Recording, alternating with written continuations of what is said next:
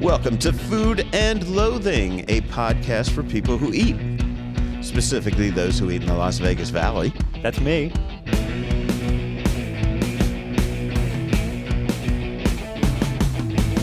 There you go. I'm Al Mancini. You hear Andrew Morgan. I have Don Chareunsy with me, man. We are coming to you this week from the Las Vegas Strip. We don't actually do a lot from the Strip, so I'm super excited about this. We're on the second floor of the Hard Rock Café. Actually, no, third floor? Yeah, third floor of the Hard Rock Café here. I know I took that fucking giant suitcase of mine up a lot of stairs to get here. I'm out of breath. You need a roadie or something, man. I do need a roadie. You think this would be a place I could get some fucking roadies or groupies or cocaine for that matter, but none to be seen here. Damn, what's this town coming to? Oh man, I am so excited to be here, man. I can't speak for millennials or Gen Z or the alphas or whatever the fuck is coming next. I really can't. Clearly they like this place too because it's still in business, but if you are Gen X, Hard Rock Cafes are almost certainly a big part of your life. And also, if you're lucky enough to party in Las Vegas in the late 90s and through the early 2000s, you probably have some great memories of Peter Morton's Hard Rock Casino, not in a different ownership, but same cool brand. Yeah. And that's the cool. For me, this is a brand that always puts a smile on my face, man. So when they said, do you want to do a show here, right? I was like, well, yeah, why would I not do a show at the Hard Rock Cafe if I can? I mean, you know. Love it. So funny story. My mom was in Croatia a few weeks ago. Dubrovnik, and I said, "Yeah, I'm going to go to Hard Rock Cafe tomorrow." She goes, "I was just there." That's how it works. Croatia. Don, like, what was your first Hard Rock Cafe? In college, Hard Rock Cafe in Honolulu. Honolulu, yeah. Nice. So the bar was very high, and it's remained high. Yeah. So. Well, that's the thing too, man. I mean, the perfect marketing idea, right? Like, just put your place in everybody's first vacation town, so that way, like wherever you are when you go on your first vacation, because you know once you get older and you go on vacations, it's like I'm only going to eat at the hawker stands. I'm only going to eat from the locals, right? But when you're young and it's like one of your first vacations, you want something a little familiar. And there was always a Hard Rock Cafe, and as a result, man, that trip to Hawaii is ingrained with Hard Rock Cafe DNA on your memory, and it's pretty damn cool. I love it. Yeah. People will have the collection of the, Hard Rock Cafe Honolulu, Hard Rock Cafe Montreal kind of thing. Yeah. So it's like, it's very cool. By the way, Rich Johnson, as always, engineering this episode on the back end, providing all the post-production services in Seattle. My usual co-host, Gemini Stevens, is in Europe right now. She's doing a grand tour. I can't complain because she's going to be picking up the slack when I head to Italy. Do you think she's going to Hard Rock Cafes in Europe? I don't think she is going to Hard Rock Cafes in Europe. I don't know. She's been hitting some historic Irish pubs recently. Good for her. So awesome. I don't know. But anyway, man, we're wishing her well. Hope she has a good time. But Don Chareunsy, a true OG Las Vegas entertainment and food writer, the editor-in-chief for VegasPublicity.com. He's serving as our official co-host this week. So Don, man, how the fuck are you? Well, happy to be here again. I love that we're at Hard Rock Cafe on the Strip. I was here for the grand opening many, many years ago when Chris Cornell of Soundgarden performed. Oh, that's too fucking cool, man. Yeah, I mean, the voice that I'll always love. And I also got to see a 15-year-old Justin Bieber here. So this place has a lot of memories. Was he a performer? He performed here, yeah. I thought maybe you just saw. Oh, no. The white jean jacket, white jeans guitar, it was right around his baby era when he first broke out. He was super huge. There was Justin Bieber. My niece was probably 3 or 4 at the time. She was so excited for me. Did you interview him? Because when you were working with Robin Leach, you were interviewing a lot of superstars like that in their early days, right? I did not interview him. No? Okay. Nope. So, small regret in life. I interviewed Britney Spears once when she was 12 years old, backstage at Madison Square Garden. She wasn't performing. Nobody would interview her because nobody knew who the fuck she was. Yeah.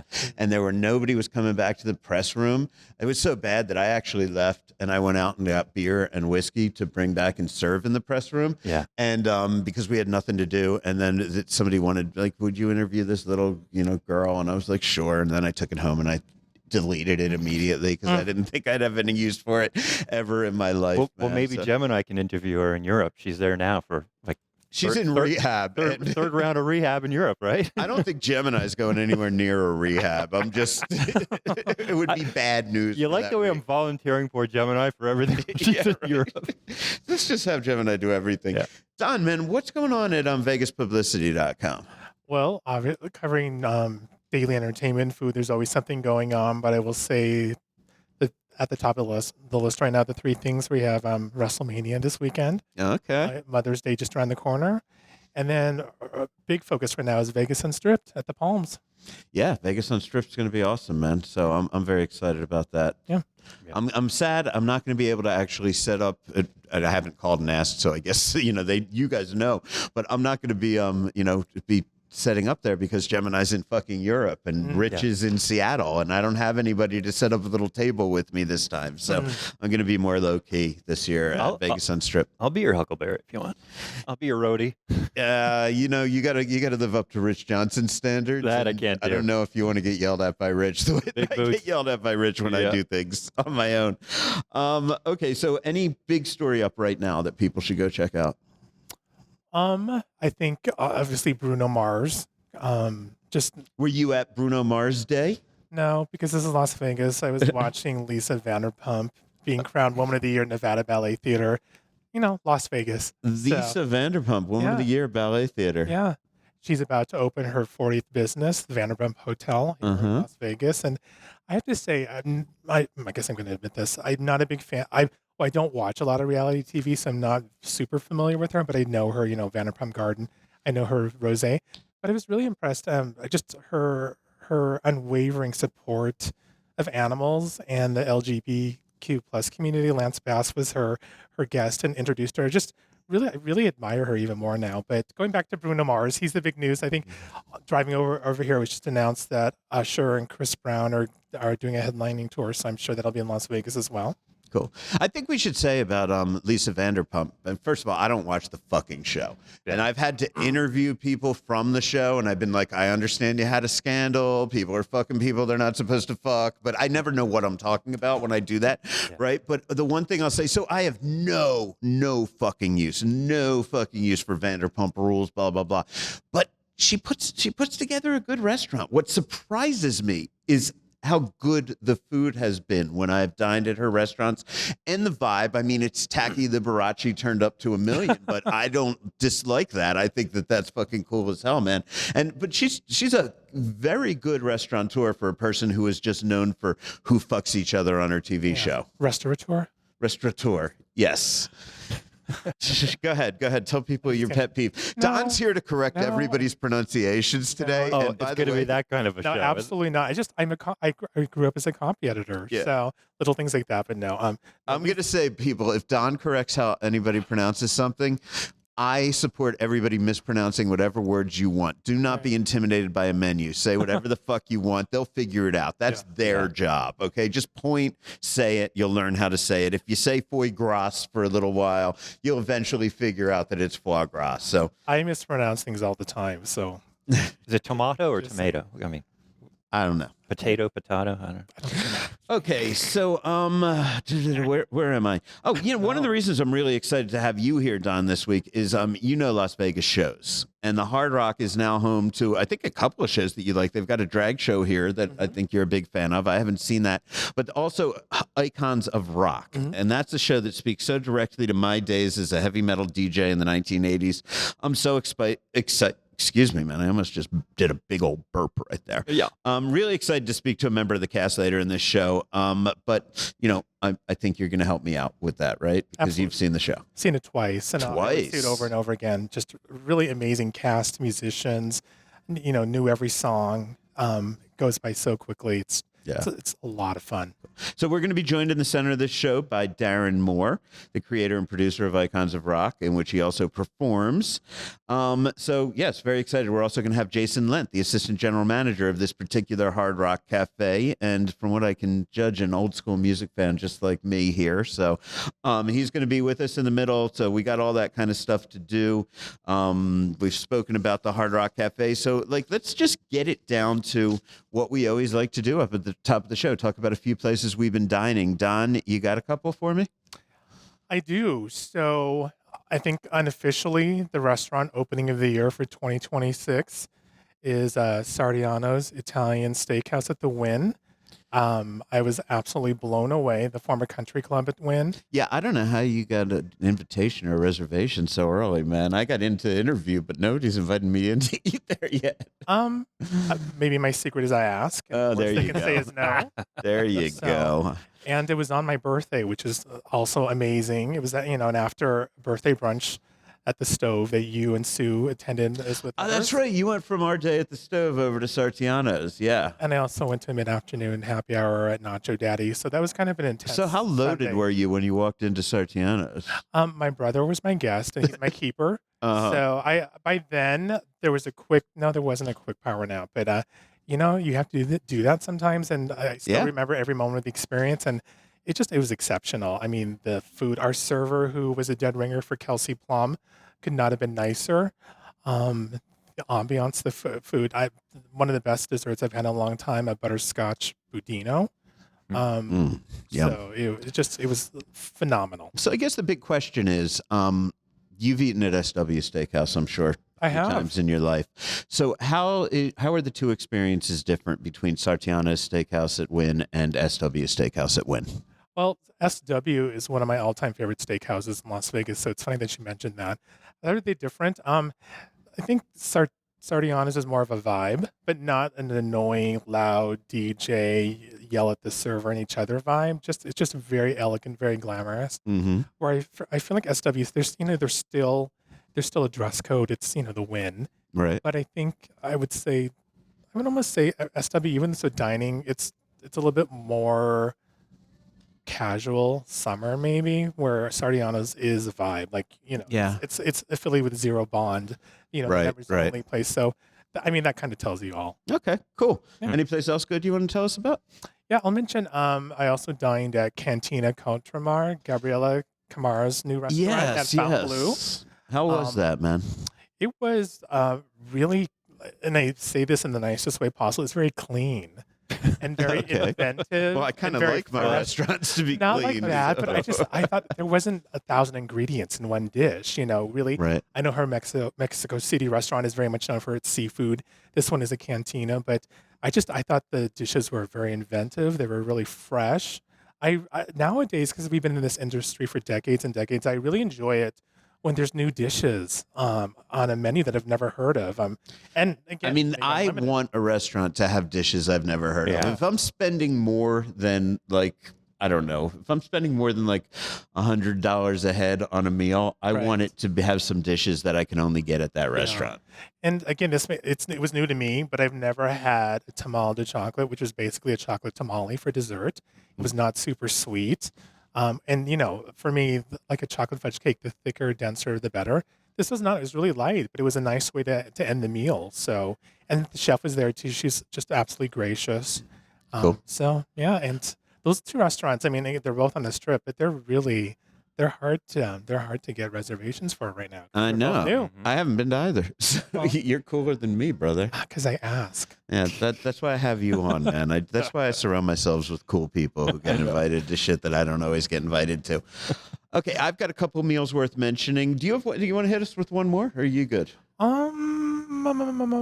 Really quick hits. I went to Smoke Barbecue for Easter.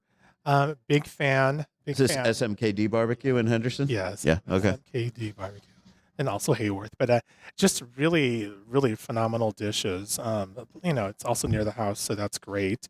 Cool. Yeah. Okay.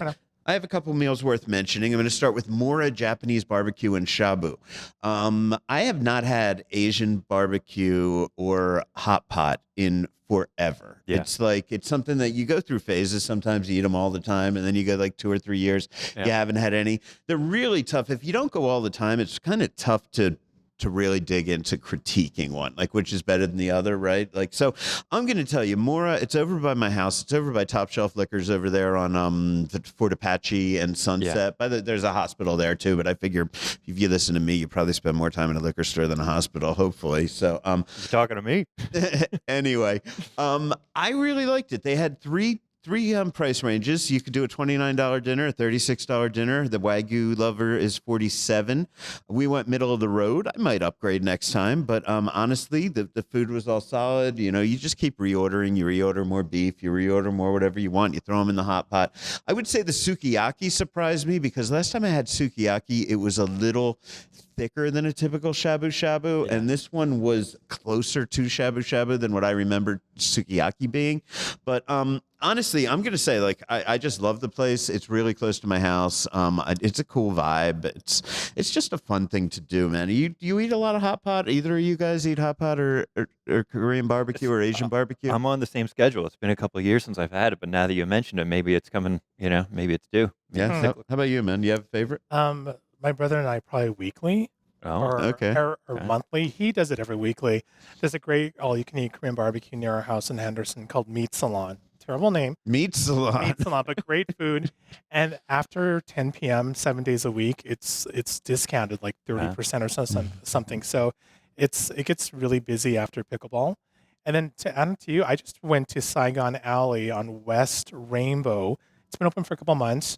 And it's Vietnamese hot pot, and it was fantastic. I really loved it. So I'm kind of a hot pot. You're a hot pot guy. A regular. Okay. Nice. Awesome. Okay, F1 Arcade. Andrew, you talked about this last week, right? So I finally got invited to F1 Arcade. It's interesting. I've been trying to put it off so I could go with a nephew of mine, and it doesn't work out. Don't try to make plans with teenagers. That's all I'm going to say. So Sue and I ended up going on our own. Had a great time. Did a short interview with Matt Scovill, and I asked him to describe what the menu is like there. So you know what? Should we start with Matt? Now, yeah, let's start with what he tells us, and then I'll come back tell you about my experience. The menu here is very high-end bar food. Fun items. Some of the items have been tested and tried from the company that's opened many locations in the United States now after the UK. And then we also have a Vegas section where we've done some other stuff that is special only to Las Vegas. So could you explain the vibe to people? Because it kind of seems to be a eat, play, do everything, listen to the DJ. You know, it's more of a social thing than a sit-down dinner kind of situation. 100%. The food's all very approachable. It is a lot of finger foods and great bar food, as I mentioned. Not a lot of big entrees. You'll see that when you come in.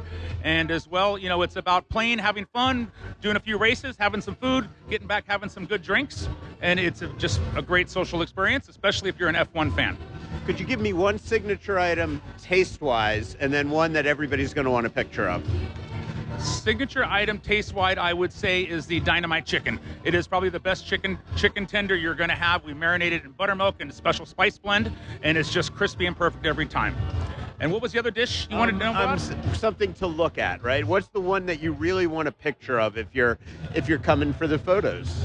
All right. Well, you know, the only item that one item that we do special here is a tomahawk steak, and we do it for about 2 or 3 people. It's $160, and it's a huge setup. We slice it for you, present it tableside. So, like I mentioned, this place is great bar approachable bites, but then we also have some really neat items that are Vegas only. Okay, so this is the place is over at the Forum Shops. It's in the new area of the Forum Shops. It's fucking massive, great space, games everywhere, very pub vibe, I'd say, more so than a restaurant vibe. It's kind of eat and play, right? The games, they call them simulators, right? But I mean, I'm gonna call them a fucking video game because you know, for somebody my age, it's hard to tell the difference. Yeah. But they're everywhere, all over the place. Obviously, you had to buy certain programs to play on them. We were lucky enough; they gave us free play, so we just went. We had a little food. We went over. We played a little bit. We went. We had a little more food. Sue loved it. They can pull up a beverage cart right next to you at the game while you're racing an F1 car. She was drinking and driving an old fashioned and driving an F1 car, and I was the designated driver driving home, so that was okay. So, yeah, man, it was really fun. They have a DJ in there, super modern vibe. Great for kids, but great for office parties. I would say great for bachelor parties, bachelorette parties, whatever. Really cool. Excellent cocktails. I was really good. Very impressed with it. For a corporate cocktail program, they do it very, very well. I know they have a corporate mixologist who's pretty serious, pretty legit. They even had a collaboration with DC-based artist. His name was Pyrate, Chris Pyrate, and he's known for cherry blossom. So we had a cocktail with a little cherry blossom on the top, and it was really pretty. The mocktails are very good, I have to tell you. I had a few of them, really, really enjoyed them. And the price is pretty solid. The food's elevated. I don't want to say elevated bar food. Everybody fucking talks about that, but I remember when the word gastropub first started going around. This would be a perfect example of what a gastropub, should be all about, I'd say. Yeah, exactly. I mean, my takes on that is you're elevated, right? But they're going for that international feel, as F1 is an international sport, right? So you've got a lot of different kind of an eclectic menu there. It's pretty good, very accessible. If you have teenagers, kids, whatever it is, totally friendly there. Yeah. And locals get 50% off. This is what I wanted to talk to, because I sent them an email asking them to tell me to specify, and I don't think I got it back yet. Yeah. If so, it's on my phone. I'm not looking at it. But when is that local 50% off deal good? Is it like all the time? It is all the time, but I think they open at like 1 o'clock or something. Like that. Right. So, but yeah, that's what I got from their publicist. And that was both food and booze? Food and booze? Yeah, I mean that's just fucking amazing, and the food does not start off expensive to begin with. That's what I'm saying. It's not a happy hour, but you know me, I'm always for a good deal and a happy hour. I categorize it as a really fucking good happy hour. Yeah, they want to get locals in there. Yeah. They're very excited about it. I know the place. Look, the place will do great for corporate buyouts. Don, have you been there? I have, and I was at the grand opening too, which was just over the top in a Las Vegas fantastic way. How is he always getting invited? I got invited to that he one. asks. I couldn't make that one. I just couldn't make that one that week. I actually do get invited to things occasionally. But like, let me give you an idea. They've got this great list of starters on the first page, right? Yeah. And they are priced at whatever they're priced at. The vast majority of them, you can get at 3 for $48, 6 for $78, 9 for $98, right? Yeah. They're decent sized portions. I did the 6 for $78. 4 large pretzel sticks, very fluffy, good mustard whip butter. These dynamite fried chicken tenders, which are huge, and a large portion of those. Crab fritters, I think we got like 3 medium-sized crab cakes with that. 3 cheese croquettes with truffle aioli and Parmesan. It's kind of like a fried mac and cheese, right? Yeah. But a good-sized portion of that. We got grilled shrimp skewers, grilled chicken skewers, right? So all of that, those were the 6 items. That would be a meal for 2 people, easily a meal for 2 people. Yeah. It's priced at $78. And then now we're saying that 50% off for locals, right? Yeah. We're coming in at less than $40. That's fucking amazing, right? Know. And then you get your cocktails at half off too. So I am just like giving, and by the way, their Himalayan dry aged flat iron with grilled portobello and chimichurri is also really excellent. That's $23. A pretty decent sized piece of beef sliced up. I can't imagine. I'm going to get that for $11.50. I think or is that off? Is that one not there included? Are two or three exceptions. I know the tomahawk steak was excluded. Tomahawk steak's excluded because that's their big high profile one, right? Still, man, look, I say go check it out, especially if you like simulators and you like games. I've written stories for the RJ over the years about how the food has gotten so much better at places like, Dave and Buster's kind of joints. And I'd say this is the best for for an entertainment venue. This is some of the best food and beverages that I've had. So it's a different vibe. We're here at Hard Rock. This is fucking great. Great vibe here. It's all rock and roll. This is much more my scene than F1, even though I love F1. But it's definitely recommended. It's pretty cool. Also went to Summer House. Just shout out to them. That's the Let Us Entertain You restaurant inside the Durango Resort. Did their potato salad deviled eggs, which are really good. Some pasta with some braised artichoke, pancetta, and pecorino and sage. A little bit. I would balance it a little different, but it's still a really good fucking dish.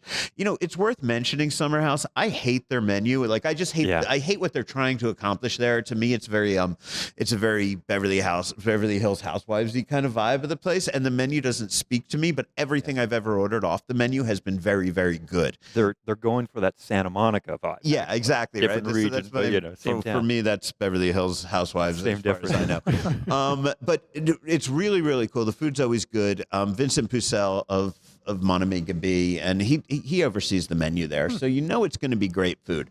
Not my vibe, but a very good restaurant. Great happy hour too. There. Great happy hour. I know. I sent you a picture of the happy hour menu, and that's the Wednesday one. That's like $10 margaritas or something like that. But they have happy hour every day. Great menu happy hour. Great drink happy hour. Not expensive. Great vibe. It's like going to Santa Monica. Okay, so we've heard where Don and I have been eating. We're going to hear where Andrew's been drinking after we come back from the center segment. So hopefully you're going to get inspired to try a new spot. But also, we like at this point in the show, brand new thing, a couple of special events from our culinary calendar. Don, do you want to read through these, or you want me to do it? I'm happy to read through them. Tell people these are some things coming up over the next 7 days. You'll find them on the foodandloathing.vegas event calendar. Sure. So first, a reminder that the Alinea pop-up at Michael Mina at Bellagio is currently running 5 days a week. You can find a lot more on that at Food and Loathing News. On Friday, April 17th, the day this podcast drops, Zetinia by Jose Andres is hosting a paella night. 3-course wine pairing with small Metsi food items for $45. Saturday. That's a good deal on Jose Andres, fair, especially on the Strip, too. Yeah. Saturday, April 18th is Taste of Stations at Red Rock Resort, a poolside dine-around tasting with tickets starting at $100. It's an anniversary for Red Rock, isn't it? Yeah, 20th anniversary, I believe. Yeah. Sunday, April 19th, you have a 5-course Minor Families Winery tasting dinner at Todd's Unique Dining for $140. Monday, April 20th, we have the Women in Hospitality Sip and Savor at UNLV. Tickets start at $230. And then on Tuesday, April 21st, Nocturno in the Arc District will have the team from Raised by Wolves in San Diego offering a 4-course cocktail and small bites tasting for $120. Thank you very much, Don. So coming up, we've got it. Happy Hour Vegas' Andrew Morgan here. He's going to be joining us with the Happy Hour report as well as the news. And that news is going to include an interview I had with Chef. No, I'm holding that interview towards next week. I don't know. We're going to have some stuff in the news. Don't worry about it. But I'm putting that interview on hold for next week. So we've got all kinds of news. We've got a Happy Hour report. But first, we have Icons of surf now. Wait, that's going to be in the news. Oh, sorry. But first, we have Icons of Rock's Darren Moore, and we have the GM here of the Hard Rock coming in. They're going to sit down, spend some time with us, the A.G.M, I should say, in just a moment. This is Food and Loathing.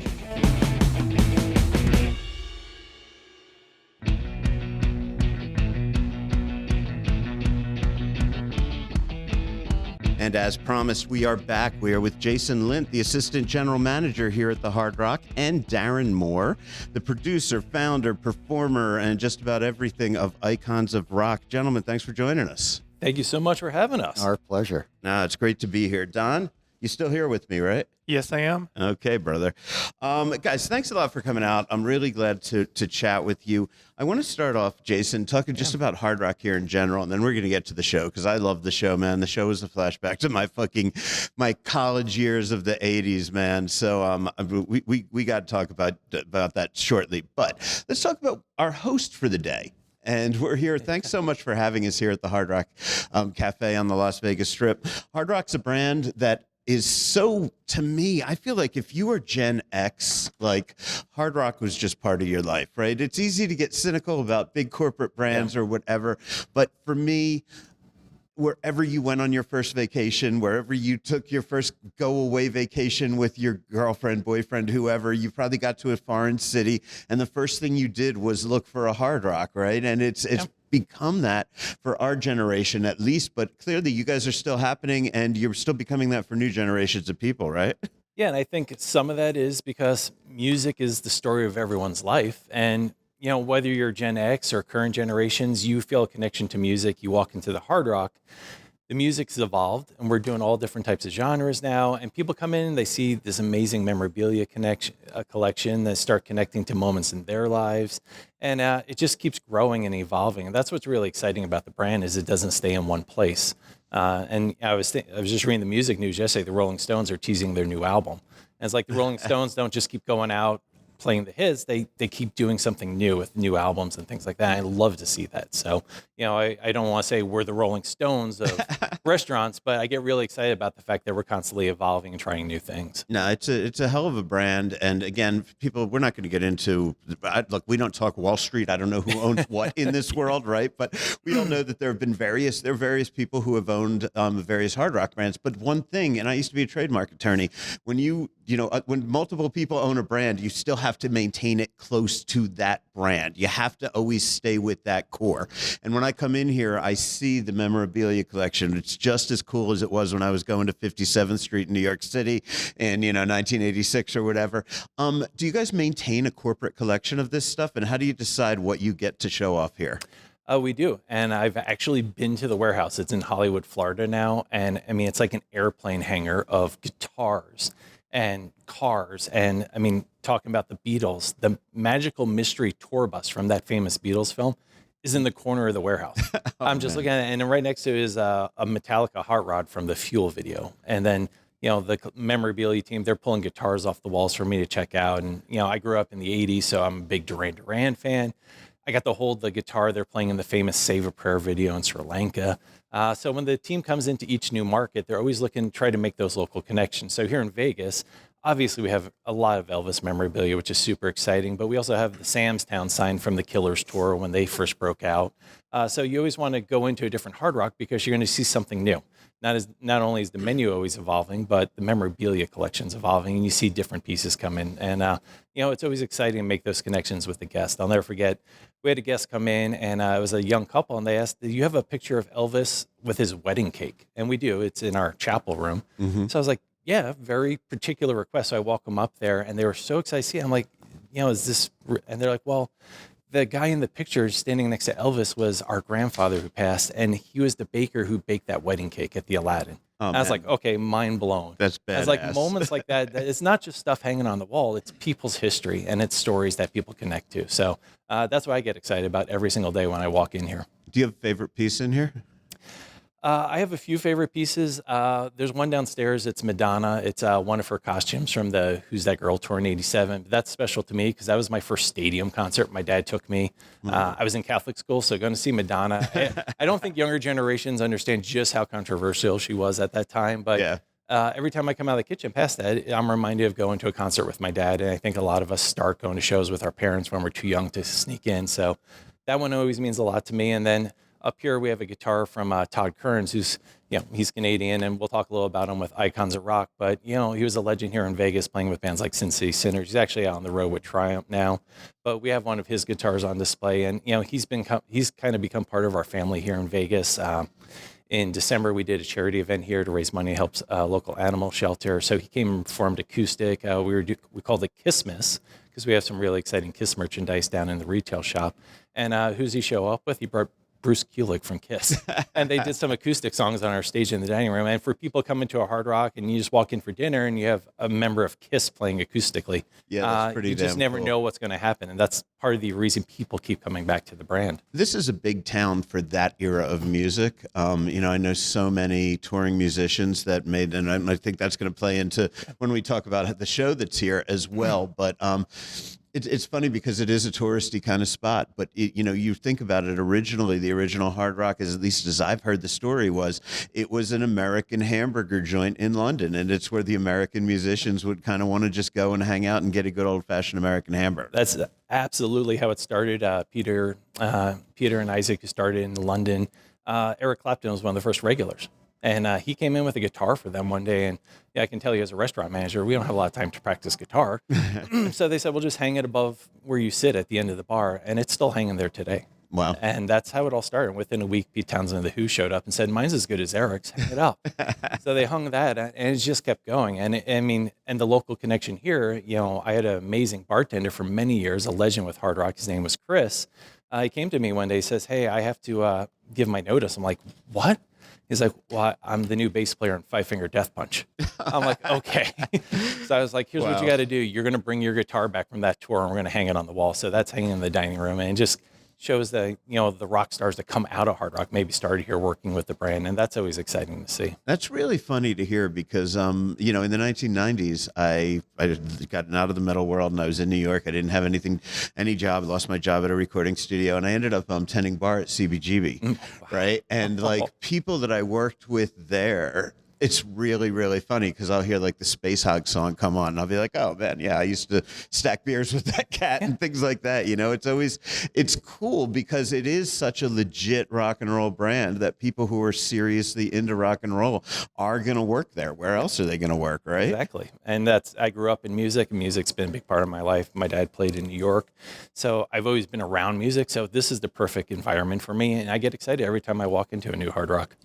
Well, let's talk about the food because this is a food podcast. And as I said, this started off, it was an American hamburger joint in London. That's what the Hard Rock promised the world. That's what it's always kind of kept up on. So 50 years later, however many years later we are, how much of that menu is kind of set in stone? How much does the local chef get to play with it? The chefs get to play a lot. And what we're doing right now is they've come out with the Fresh Beats menu. And one thing we take a lot of pride in, and I mean, quality. And a lot of people they see it's a big brand. They don't understand we're a scratch kitchen. We're making everything fresh. The dressings are made every single day by our prep team. And to do the volume we do, it takes a lot of work to make that happen every single day. But we have an amazing team. And the Fresh Beats menu we're featuring now allows the chef to go in more creative directions. No beets on that menu, right? No beets. Okay. I mean, I know beet salads are huge. I see them everywhere. My wife loves them. But we have crispy chicken sliders. They're done with a jalapeno coleslaw, hot honey, a Mediterranean salmon salad. Because, I mean, we joked before we went on air about how the writers for bands have changed and they're not as wild as they used to be, but people are eating healthier, and that's cool. So, we have a homemade olive tzatziki that's in it. That's absolutely incredible. So we give people some different options, but if you still want to come in for a burger, we got the classic burger, but we also smash burgers are hot right now. So we've been doing smash burgers for the last couple of years. That's what surprised the hell out of me when I came in for dinner the other night was, that Hard Rock burger. That's kind of a classic burger. I've been eating it since I was a little kid. It's a steak burger style burger. I remember when you used to wrap it in gold foil here, and I came in to do an interview about that. And suddenly I come in and those burgers are still there, but you got smash burgers. So you're changing with the times. You know what people want. Yeah, we want to evolve because you can't stay in one place and you can't just rely on your old greatest hits. You always want to be pushing the envelope and changing, and that's what we're trying to do. And we take a lot of pride in that, and our chefs work really hard, and the burgers are always going to be a focal point. Right now on the Fresh Beats, we're featuring a Milan burger that was created by our team in Italy. We actually had a local burger last year. It was called the Pour Some Gravy on Me burger. It's a chicken fried steak burger with gravy on and stuff that was absolutely insane. But, we always want to have fun, keep playing. We want to evolve with the times and really feature that we're more than just burgers. It's something we take a lot of pride in, to do fresh food every single day. And it takes a lot of work, but, we think it's worth it. Yeah. I love the fact that you keep it fresh, that you have the healthy options. I was happy to see, salmon on the menu and stuff like that when I was here, which is great. People need to know that they could come in here and they don't have to have what I'm about to talk about, which is the things I grew up on. To me, my wife ordered the fajitas, and I smelled an order of fajitas coming from across the dining room, and it took me back. I always say I write about music and food because to me they are the backdrops against which the most important moments of our lives play out. And as a result, they're tattooed on our brain for all the important moments. The song that was on when I had that first date, the thing I was eating the first time I was in Amsterdam, etc. And the minute I got that smell of those fajitas, that took me back. And I would say your wings, your fajitas, your nachos, those are classic. I think millions of people have had them. Do they evolve, or do you just try to keep them down and with what you've been doing well for all these years? They do evolve. I mean, people's tastes evolve, and there's more different ingredients now. The nachos now have a lime crema that we make in-house that is absolutely incredible. And we feature it on our happy hour menu too. So you can come in and get a full plate of nachos for $8. We talk a lot about Vegas. People are looking for value more and more. That seems to be a big narrative in the media. So, putting things like that, the wings are $10 on the happy hour menu. You can come in and have these classic items and not break your bank. And then you can hear all the music you grew up loving, the music of today. There's just so much happening. And like I said, you never know who's going to be performing. We had Ted. He's guitarist and musical director for the Killers. He's been doing some acoustic sets with us. And, guests from England, special because you know how much they love the Killers over there. To come in, you're having your classic burger. You turn around, Ted from the Killers is performing on stage, and see their excitement. Like, wait, that's the guy we saw at Glastonbury. I'm like, oh yeah, he's just there doing a Bryan Adams cover right now. That's crazy. And people just don't expect those things to happen. We want to keep people, a little like off just not knowing what to expect when they come here, but also feeling comfortable. So on the musical front, Icons of Rock is a ticketed show. Do the other performances you have here, are they ticketed shows, or people just wander in, they're going to see somebody performing? We do a mix of both. We've done plenty of national shows over the years. I mean, this venue up here on our top floor, obviously we have Icons of Rock, we have the Vorce Drag Brunch, which absolutely one of the most amazing shows in Vegas. Over the years, we've had everyone from Justin Bieber and Kendrick Lamar to perform here on their way up. DJs like Skrillex have performed here. Queensryche has played here. Actually, I have a present for you because I've listened to your podcast enough to know I know you are a huge fan of Bon Jovi.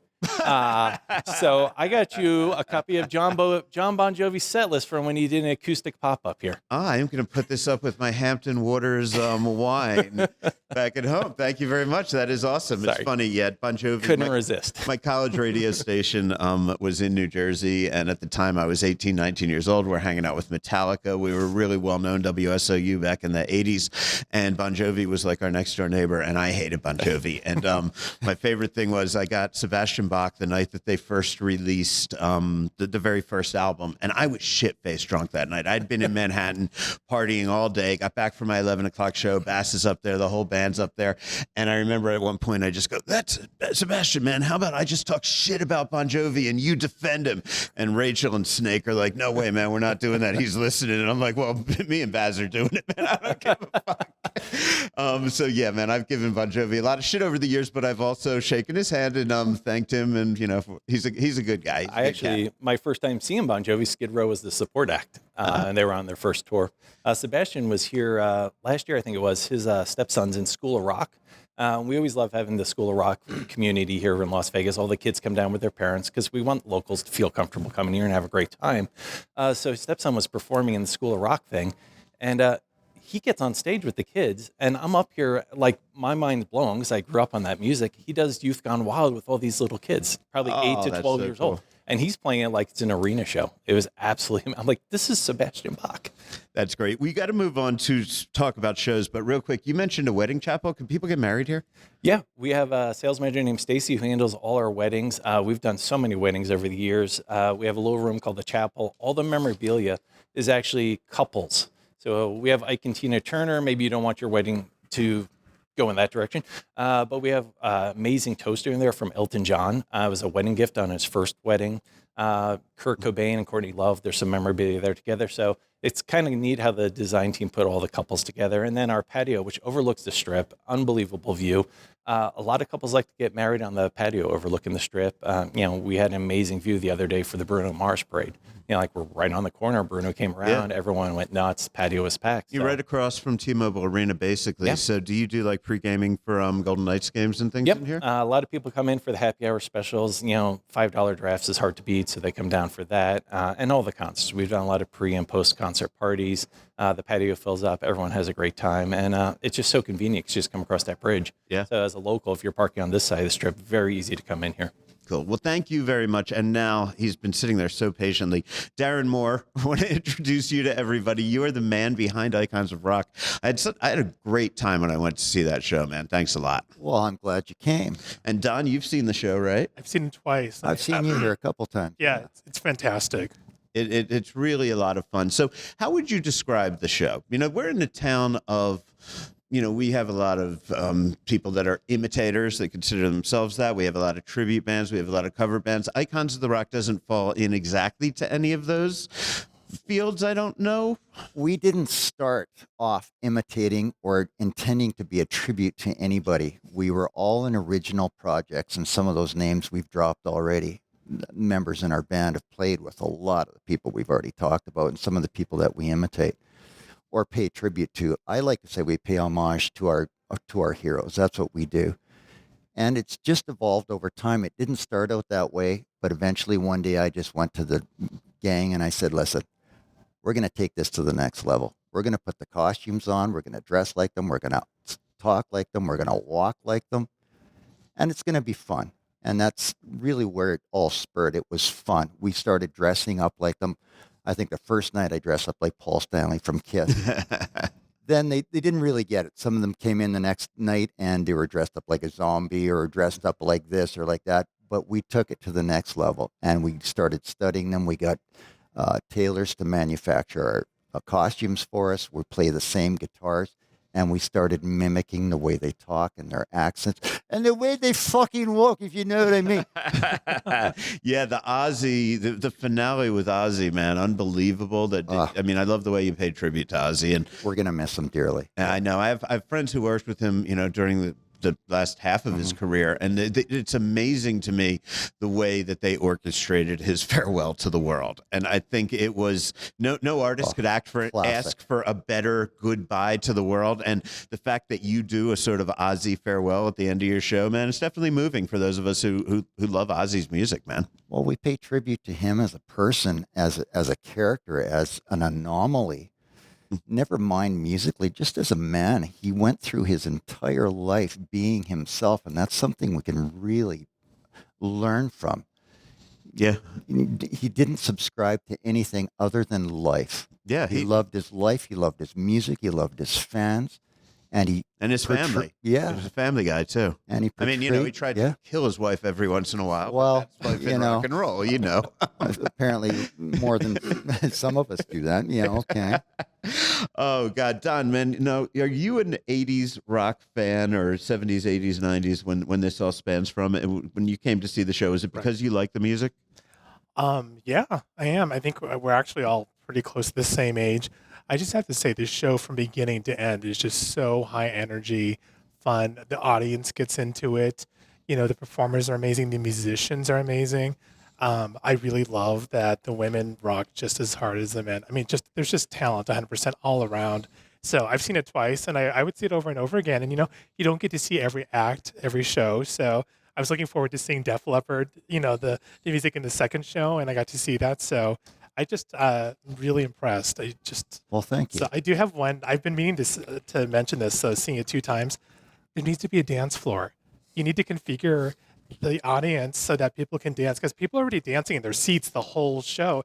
At the last show, there was a teenager, I think, with his brother and his dad, and he was singing along the entire time. Like, I'm sure he wasn't alive when these songs were released, but he knew them. I know. The younger people are identifying with a lot of this now because they are somewhat superheroes compared to a lot of the artists that are out there today. I mean, I'm not trying to chastise or pick on anybody, but when you go up in your street clothes compared to a guy that goes up dressed up like Gene Simmons, there's no comparison. It's a comic book hero. Yeah, no, it was absolutely great. And for the most part, okay, let's talk. How many acts do you represent each night? And then we'll talk about the band later. Let's just talk about the singers and the front performers. How many people do how many acts on a given night? So we try to keep it as close to 90 minutes. We often go over. We'll give them a little extra. So in 90 minutes, we try to give them 10 minutes per artist. And it's quick moving. We get all their hits in. In fact, some of the hits, we've taken them all and merged them into medleys. So there is no breaks in the characters. So we can get as many songs in per artist as we can. So we try to do 9 to 10 for every show. And we do change them up periodically. So you're not going to see the same characters every night, but the staples you are going to see every night. Okay. If you want to come and see Ozzy, I can guarantee you right now with everybody, missing him, we'll put him in every show. How many of those characters do you perform personally? I do 5 a night. Okay. When we're on the road, we do 2.5 to 3 hour shows. I'll do up to 10 characters a night. Okay. Yeah.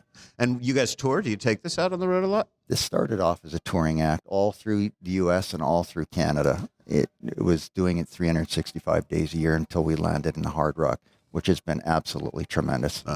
And how many women perform and how many female acts would we see on a given night? You'll see guaranteed 3 female acts every night in this show. We have different shows. Mm-hmm. And we have 4 different female singers, and they're all top-notch professionals. Yeah. And first of all, I love that you do Joan Jett. My first concert that my dad took me to. We were talking about dads taking to concerts. 1986, Foreigner, The Kinks, Joan Jett, Loverboy, and Huey Lewis. I got there late, so I would miss Huey Lewis. And yeah, I've seen Joan Jett like 30 times since then, including the same month that I saw you guys do Joan Jett. And it was fantastic, man. I loved it. It was really cool. Starts off with Heart, hitting some of those bigger notes. Heart, Joan Jett, Lita Ford, Pat Benatar. We tried Blondie, didn't really fit in the show. We'll put it in another show. I didn't get to see Lita Ford, so I definitely want to see that, man. Pat Benatar was great. We'll put her in with Ozzy and let her do that duet. And then, Close My Eyes Forever. That would be cool. Okay, was it your wife that I saw come out during the Alice Cooper set? Oh, the naughty nurse? Yeah. Yes. Let's talk about that a little bit. Yeah. I mean, Alice Cooper, I mean, again, he's having a run with Chris Angel right now, right? He's a couple kind of doors down, yeah. Yeah, just a few doors down. He's sort of eternal when you try to go in and recreate somebody like Alice. How much studying do you have to do? Because he was really one of the first theatrical rockers before anybody else was doing it. Well, I was studying these characters, and not consciously, when I was sitting looking at their CDs or their record albums when I was laying in my bed when I was 12 years old, flipping through the album and the sleeves and the Cream and Hard Rock type magazines. I was studying them back then. It wasn't a big leap for me to become these characters on stage because I was already familiar with them. And like I said earlier, I'm paying homage to my heroes. Right. Yeah. No, that's really, really cool. Is there an artist or two that you especially enjoy performing? Depends on the night. Yeah. It's the same thing when you jump in your car, when you grab a piece of vinyl to put it on a Saturday morning. Which one are you into that day, or how do you feel? It's different every night. And you get different reactions to different characters every night, depending on your audience. Let's talk about the backing band, because you had mentioned Sin City Sinners. They were a collection of guys who had toured with them. People used to ask me who are Sin City Sinners? Who are these people in these Vegas tribute shows or whatever? And I always go, well, they're the guys that went out on the road with all the bands you like when their original guitarist couldn't cut it or their original drummer couldn't cut it. Mm-hmm. And it feels like there's a lot of people in this town that have been the touring guitarist, the touring drummer, the touring bass player for a ton of acts. So I'm guessing you probably knew a lot of people that you could turn to assemble this band. Oh my gosh. Unfortunately, a lot of these artists are getting a little long in the tooth and are not touring as frequently as they used to, or some of them are gone, unfortunately, like we've discussed. But we do have a lot of the members that have played with a lot of these artists. We can start with Alice Cooper. We can start with doing tributes to Kiss with Eric and Tommy Thayer and Bruce Kulick. They played with them. They're out. Two of our members are out touring, supporting Triumph right now. Let's keep going. Vince Neil, Theory of a Dead Man. A lot of us played in Canadian bands back in the day when we were kids, with bands that are now in the Canadian Rock and Roll Hall of Fame. But there pretty much isn't one artist that we cover that somebody in our band hasn't touched on. Wow. So how regular is your band? Is it the same guys and same people up there on stage every night backing everyone, or do you swap out the people who are in the backing band as well from night to night? We keep them for 2 weeks. We kind of do in 2-week rotations.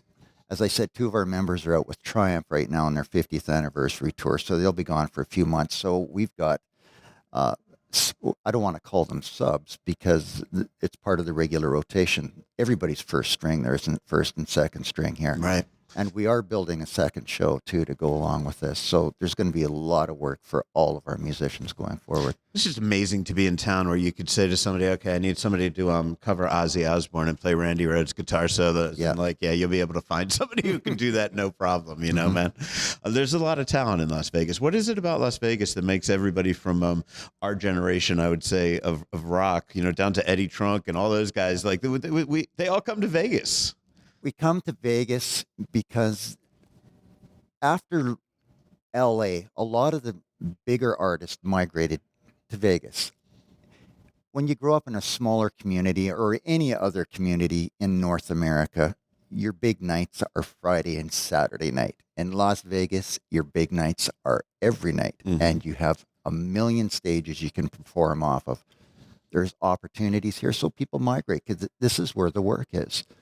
This is where people come to see what you're performing. Okay. What nights do you play? How much is it? Where can people get tickets? Let's pack this place. Well, let's go back. I mean, yeah, we do want to pack this place, and the Hard Rock is working with us to keep this place packed. We play 3 to 4 nights a week, every week. Okay. We're here till the end of the year for sure. We've got first right of refusal to take on another year, and I think we'll do that because we love the Hard Rock. It's a great brand. You can check us out and all of the ticket vendors. And, and it's a pretty reasonably priced ticket, right? Yeah, I mean, $50 and up. Yeah, $50 depending on where you want to sit. Then if you want to be all pimped, you got those couches right up front, right? You got some VIP seating up there. You can do it like, do it like a baller. So I totally dig it. But it is cool. By the way, the seats are arranged perfectly.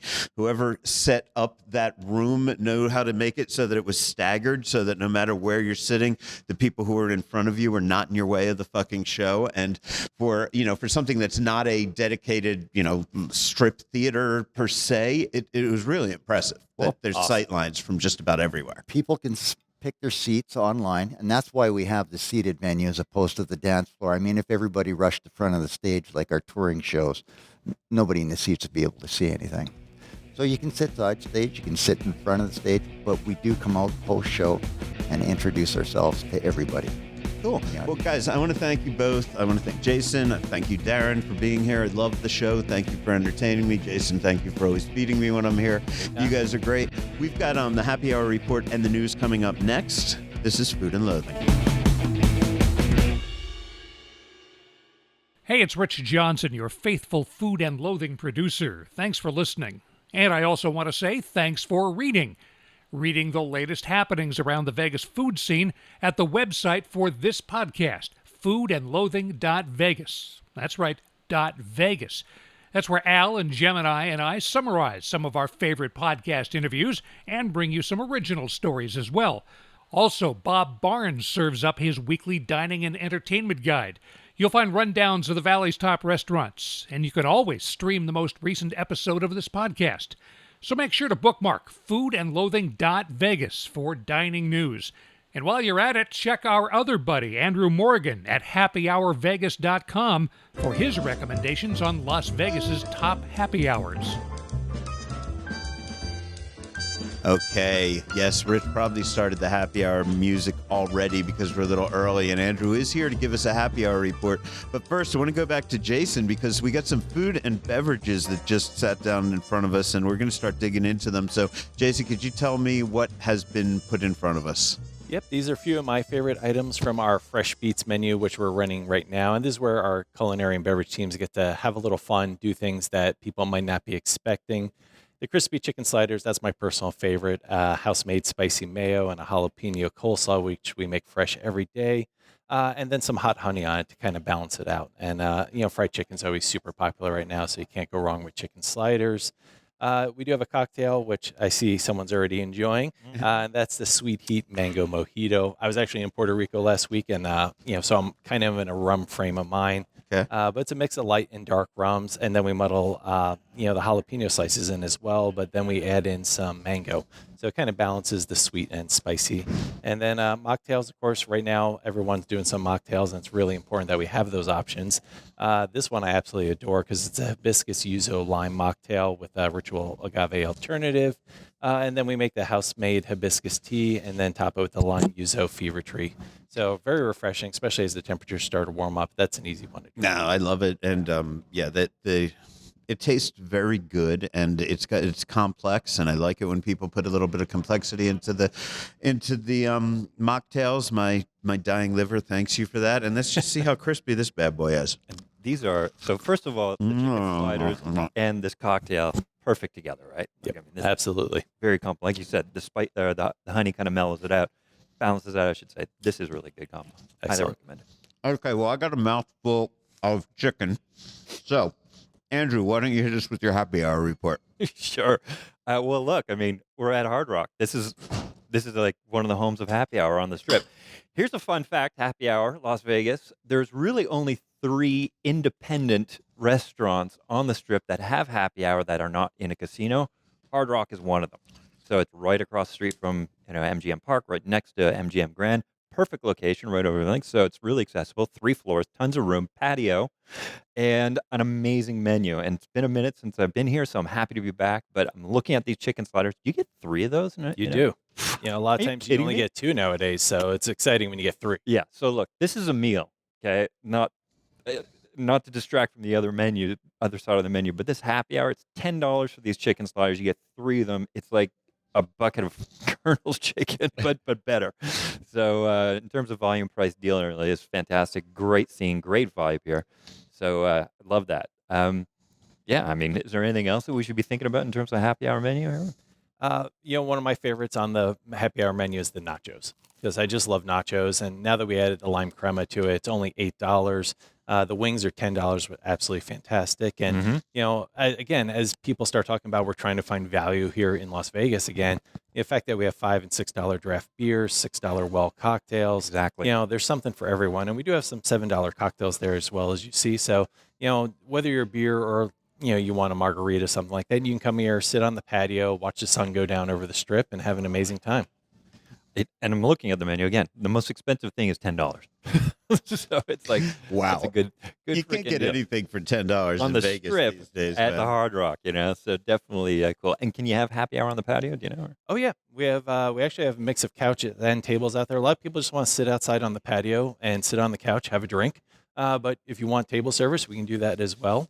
So it really just varies what you're in the mood for. Good. We want to make sure everyone feels welcome, has a great time. Yeah, we have a little category on the happy hour website, happyhourvegas.com. It's all about rooftops and happy hours with a view. This is top 3. So it overlooks the strip. This is a fantastic beat it. place, man. I love it here. So thank you for this. Okay. Andrew, anybody else you wanted to tell us about today? Yeah, I mean, where do I start? Kind of got into the cocktail thing again, and this cocktail is right up there with it. But thinking about speakeasies.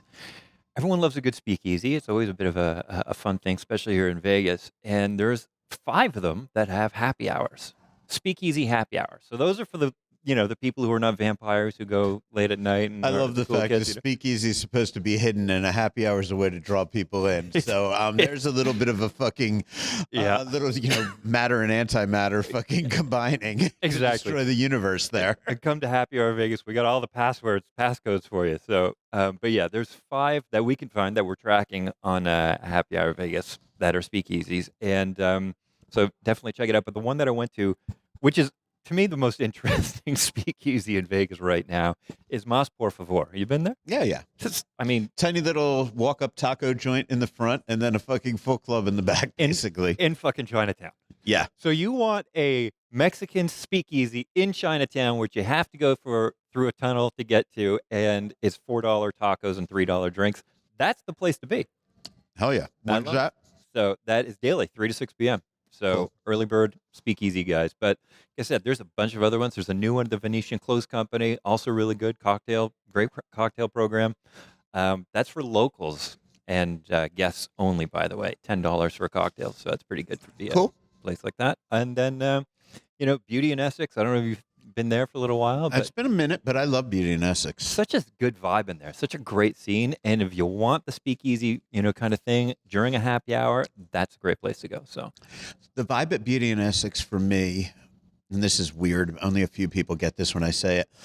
Since we're at the Hard Rock, though, I feel like I should say this. There was a period in David Bowie's career where he was hanging out with Iggy Pop quite a bit. Yeah. And I'm sure doing a lot of heroin with him, right? But they were still the most glamorous motherfuckers, but they were dirty and grungy at the same time that they were glamorous and diamond dogs. And that's what the vibe of Beauty in Essex feels like to me, man. It feels dangerous and New York, but also glamorous and shiny and beauty and pretty. And I love it in there. Yeah. I mean, it's like back in the day, go to the one in New York, Lower East Side, and that was fantastic. It's a great play on that one. Can't get enough of it. Speakeasy happy hours, we got a bunch of them. But right now, I'm just absolutely enjoying the happy hour menu here at Hard Rock. Okay, well, you dig back into that sandwich. Thank you very much for the happy hour report. Andrew Morgan, you can find all of his recommendations over at happyhourvegas.com, and you sign up for their newsletter and all sorts of stuff. But now it's time for our newsletter, or just our news, I guess I'll call it. This one just broke, and it is heartbreaking for me. I'm not going to go into all my personal attachments to Le Cirque, but Le Cirque New York and Le Cirque Las Vegas have always been super special restaurants to me. But August 23rd will be the final meal at Le Cirque here in Las Vegas, and there is not one in New York right now, I don't believe. So I don't think there's. I'm going to be un-Le Cirque. I know. Times are a-changing, man. You know that. Times are, but you know what? I'm not going to be one of those old fucking people that says like, "Oh, only the shit that I fell in love with when I was young is good." I'm sure it's fucking Bellagio. They're going to put something good in there. So we'll see what it is, and we'll move on, and we'll evolve as we do. You know it's going to be good. Just ask Don. He gets invited to all these places. Well, it's funny that you say that because in 2017, I was there for a media dinner and at Le Cirque, and he surprised me with a birthday cake. It was my Twitter/X photo. Yeah, so great memories there. Yeah, lots of great memories. Don's, of course, are going to be better than everyone else's. Well, he can remember things. That's true. Yeah. That's true. You do remember things a lot better than I do from my days. It came up on my Facebook news feed yesterday. Otherwise, I wouldn't have remembered. There you go. We speak a lot on this podcast about the ongoing Lilli by Tyler Vorce pop-up taking place every Friday, Saturday, Sunday at Durango Social Club. Well, Chef Tyler is mixing it up this Saturday with the he loves to do this pop-up within a residency, within a pop-up inception thing, right? Like where very Vegas. It's very cool. It is. It's really crazy. So this Saturday, special one-day only 7-course menu. It's called the Black Label Dinner. It's being offered at 2 seatings this Saturday, April 18th for $189 plus tax and tip. And I actually spoke to Chef Tyler about it. Here's what he told me. Really, it's just celebrating 3 of our favorite luxury ingredients: black truffles, caviar, and Wagyu beef, all in one menu. Okay, so how many courses is that going to be, and how much of each of those are we going to get within it? Yeah, it's going to be great. It'll be 7 courses. Our goal is to go over the top with each.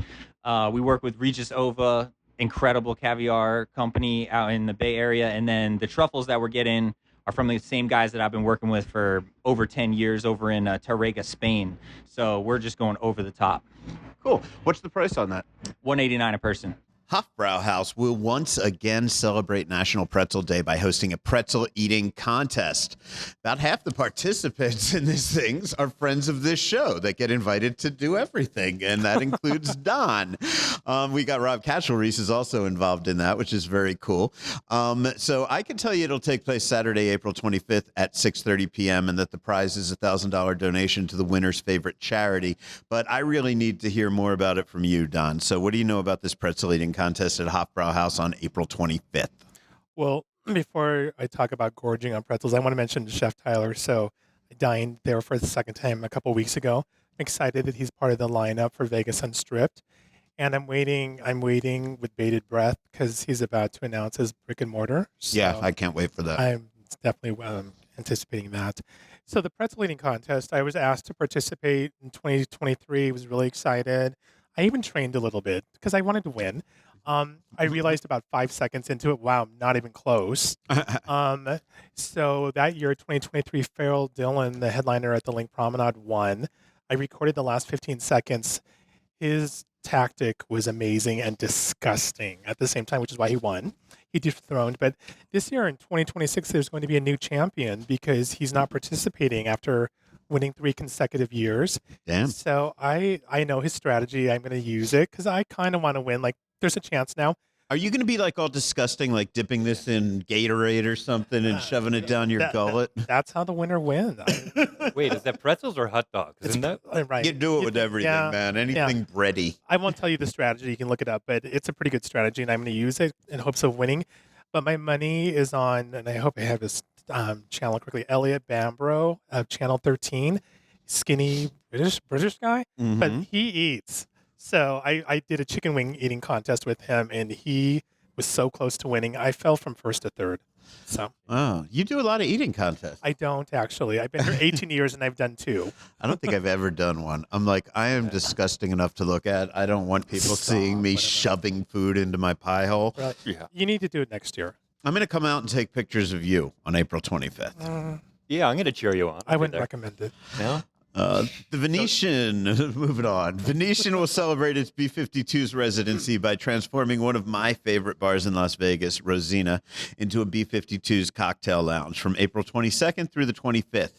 The Art Deco bar will offer a B-52's inspired soundtrack and cocktails based on their biggest hits, including the $20 Rock Lobster, Deadbeat Club, and Private Idaho, as well as the customized $45 Rome. which I guess they roam from table to table and create this to your specifications. So I don't know. I fucking love Rosina. Last time I was there judging a contest, somebody lit on fire in there. So there's always excitement to be had. There you go. I don't think that's a normal thing, but it's Rosina's fucking great. It's really great. And it's B-52s, man. That's kind of cool. rock lobster, baby. Tin roof rusted. Our friends at Anima by EDO have rolled out their new spring menu, sent me over some photos of the new dishes. They look great. They sent over shots of malfatti dumplings with charred dates, Iberico lardo, toasted pine nuts, bacon, ham, tomato, and pecorino. Sent me over some regatta gnocchi photos with mushroom ragu and fonduta, toasted pine nuts, and a chicory salad. It's all looking good, but I'm actually hoping we could speak to them about it sometime in the next week or so, and I could get this in maybe as our centerpiece for next week. I was going to say, when was the last time you were there? Anima by EDO, it's been a little while, but I do love Anima by EDO. It is like my... When Michelin comes to Vegas, we're all going to argue about who they missed and who they didn't and whether they got the right off-strip places, and there's going to be a lot of great arguments that are going to get people into restaurants, and I love it.